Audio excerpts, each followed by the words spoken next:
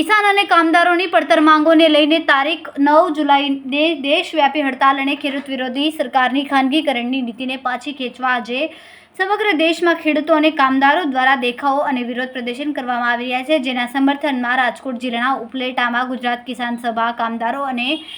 ખેડૂતો સાથે દેશવ્યાપી હડતાલમાં જોડાઈને સમર્થન આપ્યું હતું। ગુજરાત કિસાન સભા દ્વારા ઉપલેટામાં રેલી યોજી દેખાવો અને સૂત્રોચ્ચાર કરીને સરકાર દ્વારા લગાવવામાં આવેલા ખેડૂત વિરોધી કાયદાઓ નાબૂદ કરવા,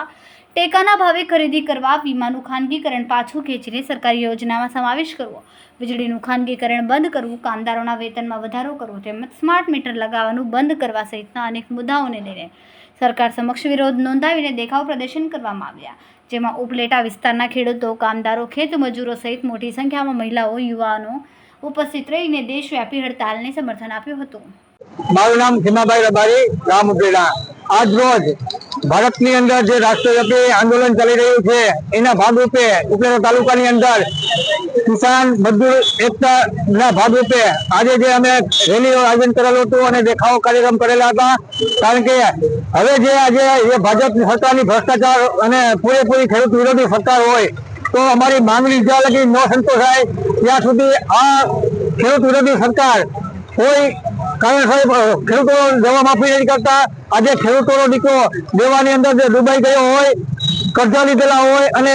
છેલ્લા 2 થી 3 વર્ષથી જે ખેતીને નુકસાન થઈ રહ્યું છે તેના પાકમાં ન મળતા હોય, પાકમાં પણ ખાનગીકરણ કરી નાખ્યું છે, તો અમારી માંગણી એ છે કે આવા ખેડૂતોના દેવા માફ કરે અને જે ખાનગી વીમો કરેલો છે એને સરકારી યોજનાની અંદર સમાવેશ કરે એવી અમારી માંગણી સાથે, અને જે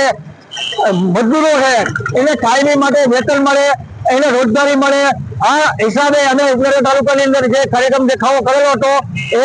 રાષ્ટ્રની અંદર જે હડતાલ રૂપે છે એ ગુજરાત ઉપલેટા તાલુકાની અંદર પણ અમે જે દેખાવો કરેલો અને સરકાર અમારી માંગણી સરકો છે એવી ઈચ્છા વ્યક્ત કરી રહ્યા છીએ।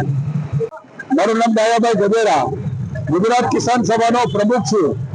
આજ રોજ 9 જુલાઈના રોજ રાષ્ટ્રવ્યાપી કામદાર કિસાન હડતાલના દિવસે હડતાલના સમર્થનમાં ઉપલેટામાં કિસાનો અને કામદારોએ સાથે મળી અને માંગણી કરી અને જે માંગો છે તે સરકારે માનવા માટે અરજ કરી છે। ખાસ કરીને ખેડૂતોને MSP ટેકાના ભાવનો કાયદો બનવો જોઈએ, જે સરકારે હજુ સુધી બનાવ્યો નથી। ખેડૂતોના કરજા નાબૂદ થવા જોઈએ, ખેડૂતોને વીજળીનું ખાનગીકરણ બંધ કરો, સ્માર્ટ મીટર લગાવવાનું બંધ કરો,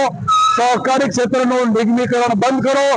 અને સરકારે જે 4 લેબર કાયદા બનાવ્યા છે કાયદા પાછા ખેંચો અને કામદારો અને કર્મચારીઓને જે પ્રકારે સવલતો મળવી જોઈએ સવલતો આપો। મિનિમમ લઘુત્તમ વેતન કામદારોનું 26,000 રૂપિયા કરો। આવી વિવિધ માંગણીઓને લઈને આજ રોજ ઉપલેટાના બાવડા ચોકમાં દેખાવો કરી સૌ ખેડૂતો એકત્રિત થઈ અને રેલી સ્વરૂપે રાજમાર્ગો ઉપર શહીદ ભગતસિંહ ચોકમાં આવી સૂત્રોચ્ચાર કરી અને કાર્યક્રમ પૂર્ણ કરેલ છે।